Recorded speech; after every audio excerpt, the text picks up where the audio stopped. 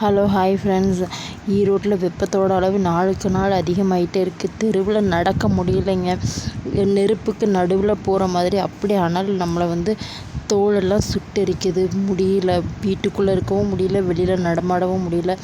எந்த ஒரு குளிர்ச்சியான காற்றும் இல்லை, மரங்களும் இல்லை. என்ன சொல்கிறது, மரங்கள் அழித்ததுனால தான் இதெல்லாம் நடக்குது. ஸோ மக்களே, வயசானவங்களாகட்டும், குழந்தைங்களாகட்டும், கர்ப்பிணிகளாகட்டும், இந்த வெயில் காலத்தில் ரொம்பவே பாதுகாப்பாக இருங்க. வயசானவங்கள ரொம்பவே இந்த வெயில் பாதிக்குது. இறப்பு சதவீதம் கூடிக்கிட்டே இருக்குது ஒவ்வொரு ஏரியாக்கள்லேயும்.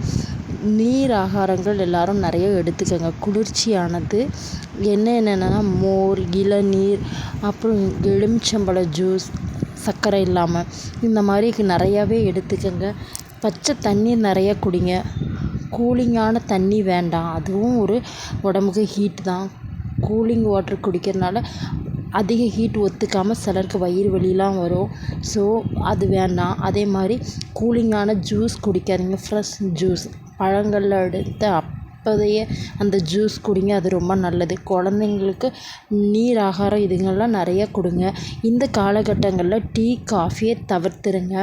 நான்வெஜ் அந்த அளவுக்கு சாப்பிட வேணாம். கீரை வகை, காய்கறிகள் இதெல்லாம் சாப்பிடுங்க, ரொம்ப நல்லது.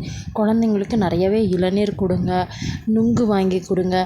ஸோ தயவுசெய்து குழந்தைங்கள ரொம்ப கவனமாக பார்த்துக்குங்க. அதே மாதிரி தான் வயசானவங்களையும் கர்ப்பிணிகளையும் தான். ஏன்னா இந்த வெயிலை சமாளிக்கணும் இல்லையா. மழை பெய்யணுன்னா அது இறைவன் கையில் தான் இருக்குது. நாமளே பார்த்துக்கிறது. இந்த மாதிரி சூடான விஷயங்களை சாப்பிடாம குளிர்ச்சியானது நிறைய எடுத்துக்கங்க. உடம்ப நல்லா பார்த்துக்கங்க ஃப்ரெண்ட்ஸ். ஈரோடு மக்களுக்கு மட்டும் இல்லை, எல்லாருக்குமே தான்.